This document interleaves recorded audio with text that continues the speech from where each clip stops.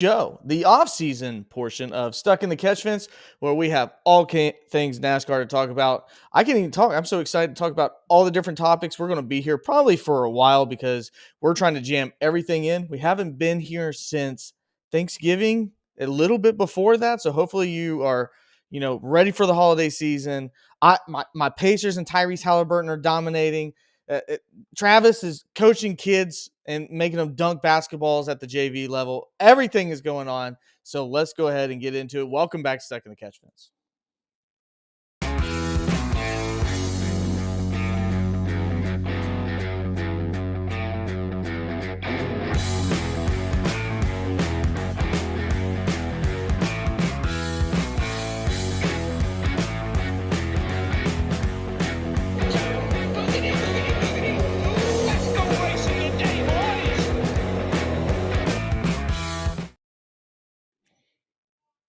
Welcome back. My name is Ryan Peters. Time may pass, but my intros will always be garbage. Travis, how are you? I'm not too bad. Hanging in there, trying to look at all the sports, kind of missing NASCAR, so I had to rely on watching other sports that I typically don't watch. So to pass the Like water time. polo? I mean, cricket? What are we talking about here? Oh gosh. I'm not I coach basketball, but I'm not an NBA fan, but I found myself to watching some NBA games that just makes me want to cry watching them, you know, play basketball. But also my kids make me want to cry sometimes too, so that doesn't help anything. Yeah, yeah, that's true. As a former coach, I know exactly what you're talking about. I do want to say this before we open up. Got a new spread back here, a little bit of some new cars. Haven't shown Look you at this one you. yet, Travis. Look at That this. Look at this. Look at is this. that a William William Byron Byron? I was about to say I thought I saw it from the champion. champ. Yeah, look at that. Okay, sign. There you Signed. go.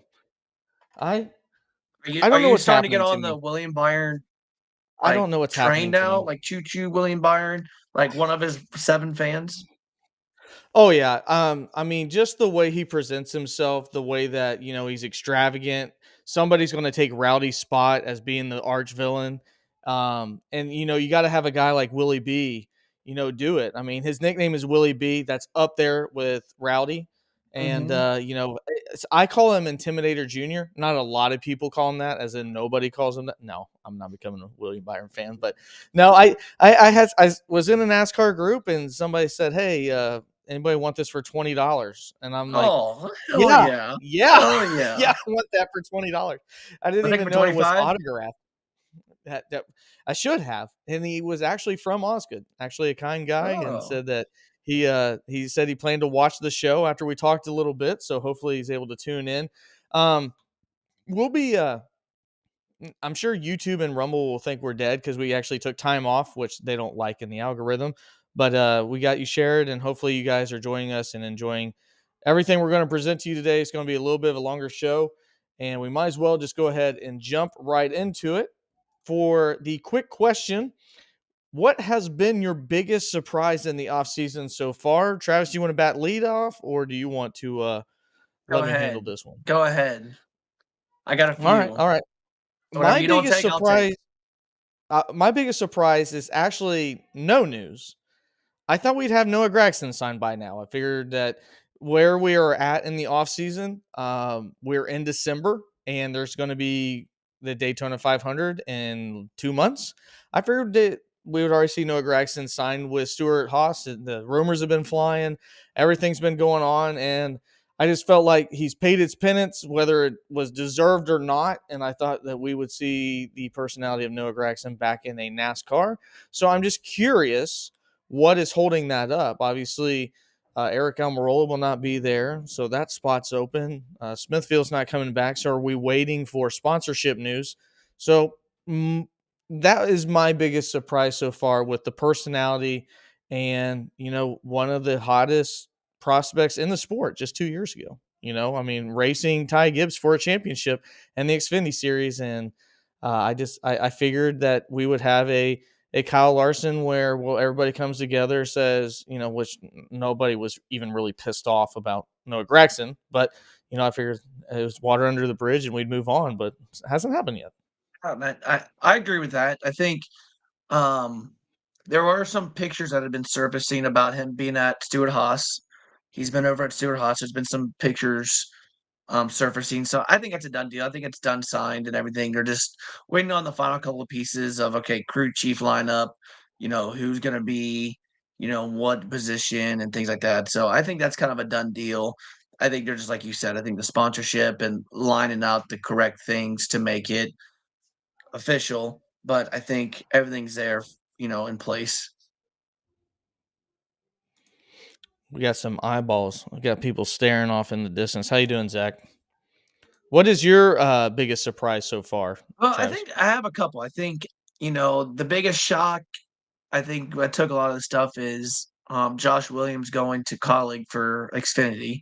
I think that's a pretty big shock. I know but that's not, like, big ol', you know, top news, but I think everyone was a little shocked by that. I think, he's someone that's definitely I think he finds the sponsorship money somewhere in some place, um, and it's I don't know what's the word for it, but it was a little shocking. I just don't want it to turn into like a landing castle thing where, we always talked about landing castle. Oh man, if you'd actually get a ride, like he would win races. If he got a good ride, man, he would win races. Well, he had all the funding in the world over at Colleague, and he was the only one out of Yeah. that Colleague group that didn't make it into the playoffs. So, Do you think the it could be like a Parker Kligerman type of move? yeah, and I think Parker, I don't know, I think those 2 are gonna be pretty equal equipment, both RCR alliances and stuff like that. I think, Hmm. you know, very much so. I think Parker's just getting back into the full-time racing. He's been out of full-time racing for, a while. That was his first full-time gig in a long time. So, It was I solid. yeah, I think it was a good first year for him, especially make the playoffs and stuff like that. So, I think Josh Williams, I'd like to see what he is. He's never been in good equipment. I mean, I can't think of a Right. race. I remember watching him at the Brickyard 2 years ago when the next gen car was there, and I just remember him running back and pack with, the '78 car and stuff like that and going, "What in the hell is this guy doing? Like, get him out. Like, there is no point. No way Yeah. he's making minimum speed." You know? I can make minimum speed then. But I think, it's a good opportunity. I think it's cool. It's a good underdog story. I know I'll be cheering on them because, I do like Colleague. I think they do cool things, but it's just a good underdog story. So, I hope he does well, and, I actually got to meet him at Indy too, after yeah, I met him after the Xfinity race, so I think that's pretty good news. I think the other big shock, I know, we'll call them surprises, but what about Iowa announcing that their grandstands and everything has already sold out? And I find that big news and shocking and surprising or, whatever you wanna say for the fact of why can you get on StubHub and some of these Ticketmasters and places like that and still get tickets? Like, I feel like they sold a lot of their stuff, not from the NASCAR vendor, but they went to some of these other vendors. So I'm a little intrigued by that. I know a lot of people were kind of ticked off about that. I was actually a little bit wondering if I could go to the Iowa race, and then when they announced that they sold, the 24,000, but they have a seating capacity of 30,000, I was a little shocked by that. Yeah, I think that's uh, it's pretty neat. I think a lot of people were shocked that that's the racetrack that they decided that they were going to go to. Mhm. So you know, when we were coming up with the schedule, I think just a lot of people were just shocked that that was actually one of the tracks that they chose. And also, I'm kind of surprised they said that they weren't going to roll out any temporary seating like you see at Nashville. And the only other race that's had news of a sellout is obviously the Daytona 500, where they said the grandstands are sold out for that. And they also said that they weren't going to bring in temporary seating. So, I think it's a good thing. I'm excited to see what type of racing we get there. The lower series have traditionally been a good product, but Mhm. as you and I know, the lower series can be a good product, and the Cup Series can be not so Yep. good product on anything that's a mile or less. So I will transition into our first topic, and well, you hit the nail on the head with the team. And I'm going to ask you and maybe anybody else that wants to talk about it. What the hell is Kaulig Racing doing? It's been a very wild ride. Um, they the biggest news early was when Justin Haley was leaving. I think a lot of people were completely blown away that he would leave Kaulig to go to Rick Ware Racing, and a lot of us were, I think, surprised mainly because someone like myself was hearing that Kyle Busch was tied to them last year. I mean, just last year, Kaulig Racing was the dark horse to sign Kyle Busch. So then a young prospect like Justin Haley, who I thought's been decent, decides that, I'm going to go to Rick Ware. And I think everybody was like, what? I know there's an alliance with BFK, but, Keselowski, Fenway Racing and Roush Racing, but I didn't think that was a step up. If anything, at best lateral, but probably down until we've now seen that AJ Allmendinger will not return full time next year for the Cup Series. And from the only thing that we've seen so far, Daniel Hemrick will be there. And the possibility still exists that Ty Dillon will be the other one racing for Kaulig. So my question to you, Travis, is I mean, we've had news that NASCAR teams are not making money at the Cup Series level. Is this just a completely like Pittsburgh Pirates gut of the roster so they don't have to pay anybody? Or I mean, I don't know. Can you explain the madness? I think if you look at Justin Haley, I think if you always look at his ride, 75% of his sponsorship was filled with, their gutter guard, Leaf their filter, yeah. the leaf filter and things like that. I think they kind of saw the opportunity of, okay, could we bring someone in here that can bring us money, sponsorship, and we don't have to bring as much money. I think Daniel Hemrick's going to probably bring some money. I think his ride was essentially from the Xfinity Series was full time. I think he's going to bring some money over. So I think they took it as a budget. I think they were investing so much money into the system and stuff like that. And I think they're looking at, okay, do we want to put AJ Allmendinger in the Xfinity Series with some funding from us, which is, instead of spending $50 million in the Cup, we're only spending between 4 to 5 million. We're spending a couple $1 million, a lot of $1 million less, and we can win races and get our name out there and things like that. Or do we want to run 20th place in the Cup Series and not get our name out there as much, and then have people bring in money? So I think they took that route. I don't really expect Colleague to uh, perform very well next year, if we're gonna be That's honest. I think polite. if you look outside of the road courses, you had Justin Haley finishing second at Chicago. You had AJ Allmendinger winning. You had some top fives in there. Hmm. Where were they? I think if you look at AJ Allmendinger at Homestead, solid. I think he got Yeah. third or fourth. He's Hmm. been good the last couple of years at Homestead. But other than that, you just don't see him. And really, Justin Haley, I know you said he's impressed you. I don't know. Maybe it's just an equipment standpoint or maybe stuff like that. But I know he's from Indiana. I'm supposed to support him. But I don't know. I'm just not someone that I would be like, oh, that's a great young talent. Like, I guess he's just been such a barely above average team rides. It's like maybe I haven't noticed him as much. Maybe Hmm. he hasn't been in that top tier. And I think going to Rick Rare is not going to. I think he downgraded in equipment now. Right. So I don't know. Maybe hopefully Rick Rare does something, but I don't know. I think colleagues making some money moves. If we're gonna be honest with you, they're doing stuff to maybe save them some money and bring in some more sponsorship and funding on board, and maybe just like a reset year. No way that I just still shocked, and it proves the point that money talks. But Ty Dillon must be bringing a hell of a lot of money in because I would not give out right a dude if he brought me $10 million. Yeah.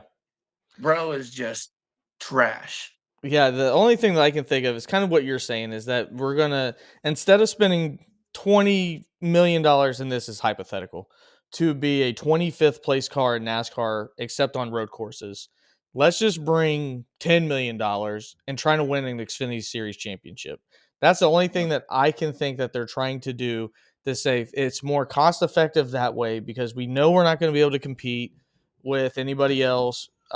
We're I mean, dear God, what are they like seventh or eighth in line at Chevy? I mean, when you look at all the teams involved, it, from They that are definitely standpoint, they're higher.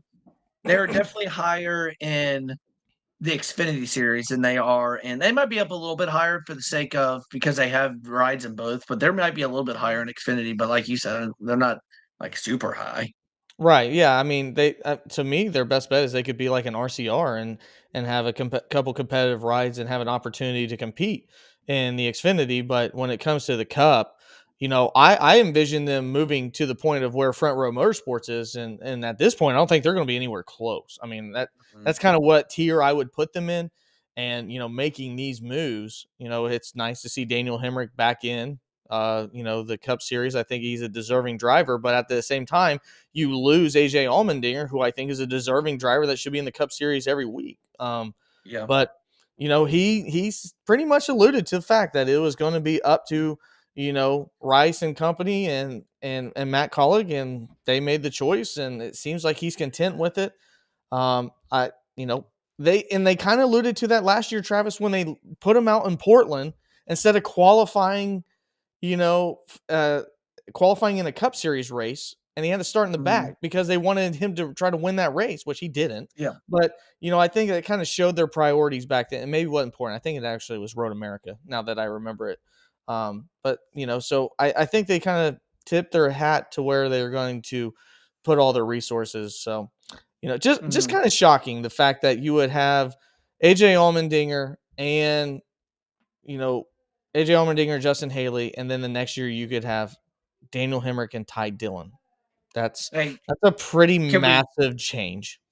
can we make this assumption that Colleague is going to be the new Spire, Yeah, and I then mean, Spire, Spires is pointing straight up just based upon news alone, yeah, even if we they haven't seen are him on track. they look like they took some Viagra because they are going straight up, Well, definitely. moving on to something that's been, I think, a lot of people's minds and wanted to see how it's going to end up.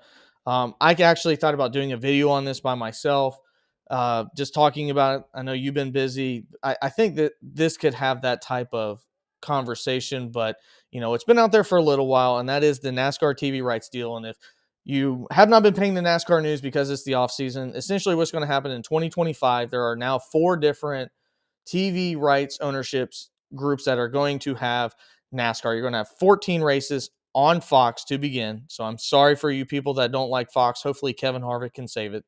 Then you move into the summer where you will have 10 races.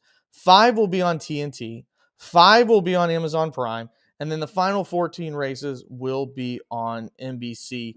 So that is the way it's going to move forward. Now, if you're asking about the lower series, it will be completely on the CW for the Xfinity and completely on Fox Sports 1 for the Truck Series. So those are all going to be on one channel, the two lower series, but it even gets more convoluted if you want to watch practice. Sometimes it's going to be on Max, which I didn't even know was a streaming app. It's going to be on the Bleacher Report. It's going to be on Amazon Prime. It's all these different things. If you're like us, Travis, and you watch these and enjoy those type of things, it's going to be very, very difficult. But at the end of the day, NASCAR got what it wanted, and that is $7.7 billion over the next 7 years. So when you first heard the news, what was your initial thoughts? I mean, if you want to say initial thoughts, like I'm gonna watch the race no matter what, so I could give 2 shits less about what the TV deal is. But then you noticed, okay, like they brought then you start reading everything, okay, like Fox, okay, cool, like Fox, whatever. But then you look at TNT, like, okay, cool, TNT's coming back. Are we gonna get Alan Bestwick again? Or are we gonna get, are we gonna get trying to think of another some of them. Who was some of the other ones? Like Wally back, Yeah, you Wally Dallenbach. yeah, like some of these people, like, okay, that'd be a cool, like, little throwback. Hmm. Then you started looking at like practices or what, like Max? Are we looking at like what in the world are we going to some of these places? But like you and I always text during like practice and qualifying and stuff like that because I'm interested in that stuff. I like watching that stuff, even though That's where my driver wrecks all the time. yeah, I mean, if they're just going in circles. I mean, like my buddy says, why the hell? Like the race is boring. Like, why are you even watching? It's like going to watch basketball practice. I was like, it's different. It is 100% different. They actually are trying out there compared to people playing basketball that aren't trying. But I think initial thought is, I hope someone comes out there and was able to say, okay, this is going to be on this channel. Like I always thought about, like NBC Sports 2 or Fox Sports 2 and some of these places we had to watch practices. it was hard to see sometimes because, you know, it you didn't know exactly what channel it was gonna be on, and I think the guy that helps me on my race team, he always is like, what's the race on?" And I'm just like, "USA," and he goes, "Well, I don't get USA." And I'm like, "Crap," like, so he would always come over here and watch the races, so I feel bad for some of the fans that don't have some of these services, I wish they would just go back to the regular, you know, the regular channels, I guess if that's the right word, but Traditional television broadcast yeah, network. traditional, whatever, 5, 9, 12, whatever, but, they got they got the money, I'm actually more interested in how this with Michael Jordan and Denny and all them talking about money this, money that, like, with the $7.7 billion money deal, like, how is this going to be split between teams? Like, are the teams saying 7.7 billion? Like, you're not even getting close to those purses. Like, how are we like, when are we gonna see that money? Yeah, the thing that initially came to mind again was NASCAR. I think they find themselves in such a weird spot versus other sports. Maybe only baseball struggles as much when it comes to marketing and sport. And the truth be told, a lot of this sport is watched by people a lot older than us. People in their early 40s, uh, and older than that. The population shows that on our analytics on YouTube. If you ask people, if you go to the tracks, I would say it's getting younger to a certain extent, but it's still driven by middle-aged Americans. So what do you do to middle-aged Americans as a way to say thank you for enjoying our product? You make it hard as hell to find. And that just blows me away. Like you said, Travis, you have four races that are going to be on traditional broadcast for NBC, four traditional on Fox, and that is cut in half from what it was before. It was eight Mhm, apiece. Now it's only four. So the guy that you're talking about is going to have even less opportunities to watch yep, NASCAR or catch NASCAR. And they moved to something called House of Highlights. They want that to be on there where they're covering NASCAR, and that could be good if there's a fight, but at the end of the day, this sport, you really have to enjoy auto racing. And to me, the fans that do enjoy auto racing, it seems like they just have to keep finding a way to find NASCAR and enjoy NASCAR in spite of NASCAR trying to get a new audience. It's like, hey mhm, guys, the ones that have been here forever and have kept us around through thick and thin, we know you're going to find us, but we're going to do everything we can to find that hot new chick. And it just seems like at what point do you go like, man, we've been faithful for so long. When is the pushing point? You got to make us sign up for Max. That's what it is now. We got to sign up for Prime. That's what it is now. Like, I almost wish half of it was just on one or the other. I wish it was like NBC and Prime or yeah, whatever it may be, because I understand getting into the streaming space. But then again, there's people bitching about nonstop how that's just another subscription service. That doesn't save you money to where the fuck Max is. Excuse my French. I don't know what that is. I didn't even know. I was like HBO. I thought it was HBO. I had no clue. And again, it just feels like the people that have been there the most are the ones getting screwed again. And the only thing that I can say that maybe will rectify this, Travis, is because a lot of this money is supposed to go back to the tracks, then make going to the track an awesome experience. Some of these yep, tracks go out and make it an awesome experience, and some of them could give a shit less. So make that money that's going back to the tracks, make it an absolute spectacle. Because if you want to be honest, that's what Formula One has done, and their racing is garbage. Just yep, be honest. Their racing is garbage, but they have sold the spectacle. Well, NASCAR, now you can provide the spectacle because you got your $7.7 billion, but it's your on track action that just absolutely dominates Formula One. So let's keep mhm, that going as well. But I don't know, long term fans, it's going to be a tough one to buy, and I'm not sure everybody's going to stick around for it. mhm. I agree. Like I said, especially, the younger generation is getting less and less in NASCAR, and you still got some of the older generation. And you got people that left too. So it's definitely, like I said, a toss up. It just reminds me of the speed days, and those were not good days for NASCAR Yep. trying to watch NASCAR on speed. But I know this next topic definitely intrigued you. We have had 2 days worth of testing at Phoenix, where they have tried new tires, they have tried a new splitter. They were supposed to try a new transaxle, but in traditional NASCAR fashion, they said, you know what, 2 hours is just too long tonight to change those, so we're not going to change them. So we will not have the new transaxle, which Steve Phelps said one of his most important issues in the offseason was to address shifting, and that's what the transaxle was supposed to do. So you've been tuning in there a little bit, Travis, to the Phoenix test. What have your thoughts been so far? I mean, it's cool that some of them say, like, the tires are changing, like, that's cool.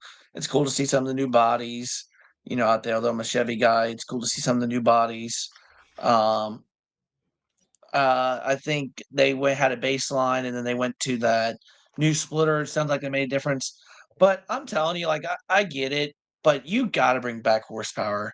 Like, I'm telling you, it's they would fix the issues.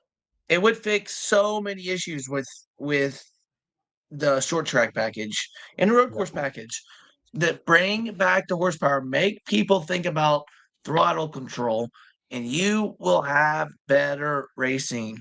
But all this test, no one ever mentioned horsepower. Like it was brought up like one little time. Nothing. Then they had, but like Ryan Blaney said, that was the first time that they put a new piece on their car, like the front splitter. They called it a partial splitter or something like that, and they took the diffuser out of the back. They said that was the first time that like it actually made a difference or something. So I'm intrigued. Whatever, goes by that. So it can be, anything and everything. So until they introduce horsepower, I'm not gonna look into too much of the hoopla about the new front splitter and stuff like that. So, but you can do all the testing you want. You gotta have the product. So, if the drivers say it's a big change, and it is what it is. We got Zach that said subscription musical chairs is the new normal, and he is right. Had to watch my Indiana Hoosiers on Peacock the other night. Gross. And Cole Connect says the Pepsi room. So evidently he is digging One of my the old red, one white, of my and old blue. basketball pro one of my old basketball players Thanks for tuning and in, Cole. golfers. I know Zach is actually simultaneously watching Patrick Kane and his Detroit Red Wings, so we appreciate him able to split his eyeballs to watch both of those. Um, so one person did bring up the horsepower package and increasing it, and that was Steve Phelps, the president of NASCAR. Mm. And the quote that is just absolutely hilarious when it comes to Steve Phelps and talking about horsepower, he said, the drivers, they all say they want it. The fans, they all say they want it. The crew chiefs all say they want it. But I'm Steve Phelps. I'm none of those. And I say no. And that just, to me, it's chopping off your nose to spite your face. It's like everybody's saying this will fix it. And Steve Phelps, the guy that has the control of it, says, no, I know better, even though you guys do this for a living, but I control this for a living. And he says, again, he talks about money. But then Doug Yates came out and said, we actually have to throttle down these motors. These motors are already at, you know, around 850 to 900 horsepower. We put a spacer in there to taper these down to the 750. It would cost no money to put them up to what they're actually supposed to run. So, I mean, we've been hearing about different OEMs and saving money and things like that, Travis, but they're just simply, again, how much money do you think NASCAR has put in trying to find the obvious answer that they don't have to then give in and go, all right, guys, you got it. We're giving you more horsepower. How much millions of dollars has NASCAR put into R&D to finally just go, you know what, you're right. It's more horsepower. I mean, what the hell? Zero? You think it's Here's none? I mean, what do they do? Like I said, these guys, it's like it's like some of these people that run these companies, and they you can talk to them about basketball plays, like I don't know what that is. I don't know what X's and O's are. I don't know what that out of bounds play is. I think it goes the same way. These people talk about how they know, but you got to look back at it. It's a business. NASCAR is a business. The people that are leaders always don't know exactly what's going on. It's gonna take a true someone like a crew chief, a driver, or some sort to take over NASCAR in order to really like run it to its full potential, in my Right. opinion. Okay. And that comes from, you know, drivers' feedback. But, we've done this all for many years. They've only listened to the drivers a couple times. And that was about the fighting. Like, gloves are off. Like, it's all you. If you guys want to fight, fight. Like, if you guys want to beat each other up, beat each other up. Right. And the other one was in 2014 when they wanted a high downforce and high horsepower. And that was some of the best racing that we saw in forever. Yeah. So, I don't know, I'm very, like, whatever, I say bring back the 2008, 1,000 horsepower and be done with everything. You really show who's the babies and who's not the babies, but, I think they're actually still skeptical about bringing back horsepower because they don't want the cars any faster because they still deem them unsafe. So, whatever. I'm very much, like, "Give me horsepower."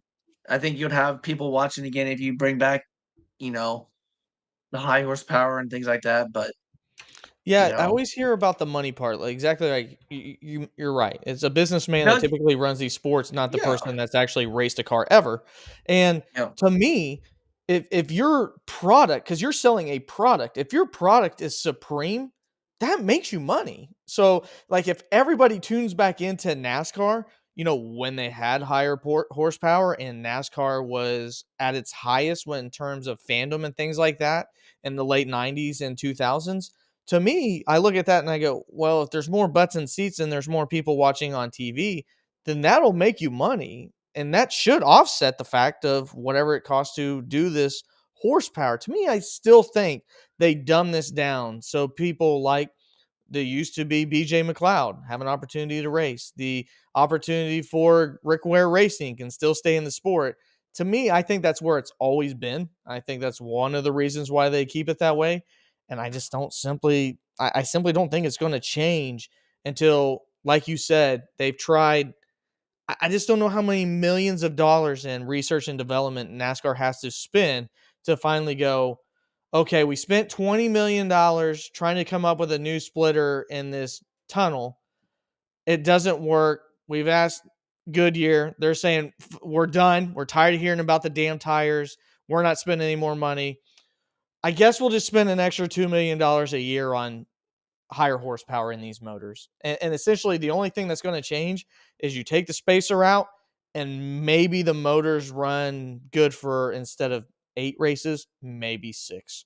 Like that's the longevity that you're Well, talking about a they difference. wanna talk about saving these teams all this money and stuff, but if you ever listen to, like, Denny Hamlin talk, he goes, "Anything that we race, you can't reuse." He goes, "They're all trash."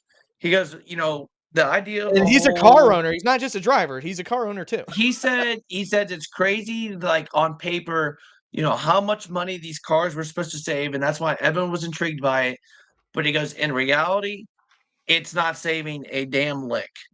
Nope. He goes, "You're not saving, you guys, you're almost spending more money because we still have not figured out, like, what pieces." He goes, "And if you try to reuse pieces," he says, "you can't reuse pieces because he says, as soon as one of them bottoms out," he goes, "that thing is done." He goes, "It is scraped up," and he goes, "It goes to the junkyard." Yeah, and like you said too, I mean, they're so technically sound when it comes to the scanning. If something's just slightly off anyway, Travis, it'll be deemed unusable because all these cars have to match exactly the same way when it comes to, the scanner and being aligned and everything like that too. So just a slight Mhm. deviation in that will make you disqualified. Or adding a piece of Yep, duct tape. yep, exactly. So our So, last topic will be what of the thumbnail.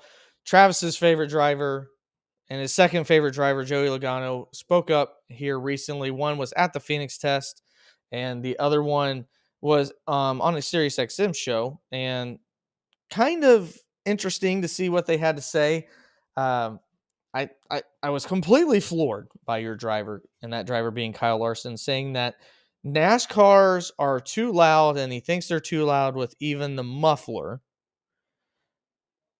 I I didn't never knew that was an issue. First off, that was ever needed to be brought up, and then Joey Logano said that NASCAR fans are spoiled. They try to compare it to other sports, saying you're not able to meet NFL players or NBA players or things like that, right before they go onto the floor or the field. So NASCAR fans do have it, uh, are spoiled in that fact that they have access to them compared to any other sport. So do you think both of them have a case? Is one more right than the other? Do you disagree with both? What are your thoughts on two champions there speaking out on things that I didn't think were issues at all? Yeah, I mean, I can't speak too much on I wear earplugs and stuff like that when I go to races because I think cars are too loud, so I don't like hurting my ears, so I get it. I mean, I don't know, I don't know if those louvers make a difference or, I really don't know the aspects of the car and stuff, but I don't know, I think it's not a bad thing to have mufflers. I mean, in my race car, I gotta have mufflers, so it quiets the sound a little bit, so, I mean, I really don't have anything to say on that. I don't think anyone would complain if the cars were a little less loud if you go to a race, and I agree with that. I'd be like, "I really don't care as long as they sound good, I could care less." But if you're going around and then they sound like, an electric motor, that's where I'm gonna get pissed because that's not NASCAR to me. You gotta have some loudness, but, too loud is obviously too much. As far as Joey Logano, I agree. I mean, you think about what you get to do. Like, if you try to go to an NBA game and you stand on the floor, you're watching, like, Steph Curry and some of them shoot baskets, but they ain't gonna come to you. Maybe they come up to one kid or something. But like NASCAR, you can interact with the NASCAR drivers a little bit more. They actually go to other races. You don't see like Steph Curry and some of these other people, LeBron, go to their local YMCA and go play basketball with some of these guys. You got like Kyle Larson going to the local YMCA, which is a local dirt track and stuff like that, racing and doing some of this stuff, interacting, talking to other drivers, how to get better, some of their stuff, talking to other fans. So, like I said, I mean, I agree. I kind of agree to a certain point, but really, like, we don't really need to be, I guess, saying stuff like that. But I mean, I wouldn't say we're spoiled by any means, because you're spending lots of money on stuff like that, but it is what it is. I just find the wording very weird by Joey Logano.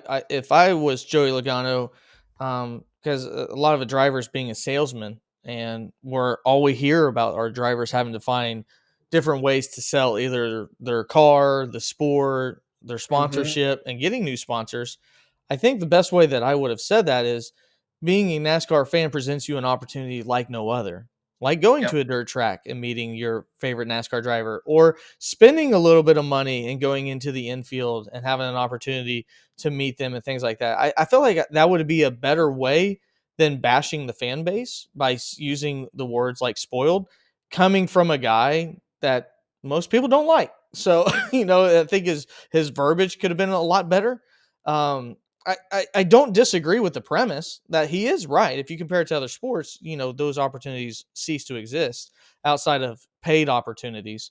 But even he doesn't have to do the same thing that drivers did in the 80s and 90s. I mean, there's so much more Mhm. paid opportunities for these drivers to be meeting at different, venues, whether it was your local Napa Auto Parts store or your local gas station or any of these things that they no longer have to do. They're outside of their cars now more than ever. Um, Yeah. and away from the track more than ever. But I just think the wording when you're trying to sell your product, when you're trying to say, why should I be a NASCAR fan?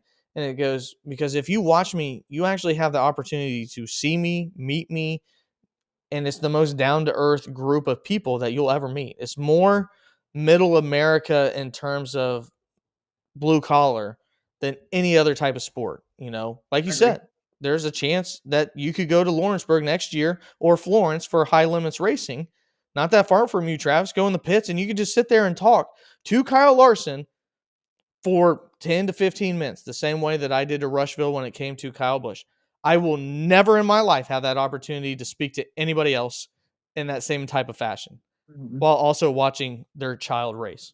So, Mhm. I just feel like the verbiage was poor, but I think the premise of the topic was actually on point. In terms of Kyle Larson, I just simply don't get that. I know a lot of people when they first go to a NASCAR race, it is to me it's an intoxicating feeling. You know, the roar of the engines, the feeling of it, the smell of it, all these different things. And for a lot of people, unless they're degenerates or psychopaths like you and me, they may only go once a year. So that Mhm. one time feeling of a race, being loud and being there and being a part of it, that's probably the only opportunity they'll have the entire year to do so, and that can be easily mitigated by 99-cent earplugs. So if you don't like how loud it is, it's Yep. not that hard. Um, so I just don't. I don't know. I just feel like Kyle Larson just didn't need to speak up on that. And by God, if it was Denny Hamlin, he would be absolutely sent to the fire, and they would have roasted him to death for saying something of that similar nature. Or if Ty Dillon said that, Travis would have said, "Yeah, because that son of a bitch don't know nothing." But He's around a lot of cars. Kyle Larson isn't around a lot of cars a lot of time. that's true. That's true. So, do you have anything else that you would like to talk about here before we get off of the live stream here? It's our first time back in quite a while. I missed it, man. I missed it. I looked forward to doing this all the time, and it's good to do back and get back into it. So hopefully, many more to come. Zach says we wouldn't be talking about him right now if he said it in a positive light. Zach, you'd be talking about him if Alex Bowman said it, but he's a hack. I just watched a video on how he's a hack. No, I'm just teasing. Um, yeah, it's good to be back. We'll be doing this more routinely. Again, we're going to do a few fun things. When it comes to doing some lists, some drivers, teams, who we think, ranking those different things. We got our little 3-week holiday. So now we're right back into it, and before long, we'll be previewing the Daytona 500. It'll be here a lot sooner than you think. So that is going to wrap it up for us here. My name is Ryan Peters, joined again by Mr. Travis Butt, the best JV coach in the nation. We'll be back here on Stuck in the Catch Fence.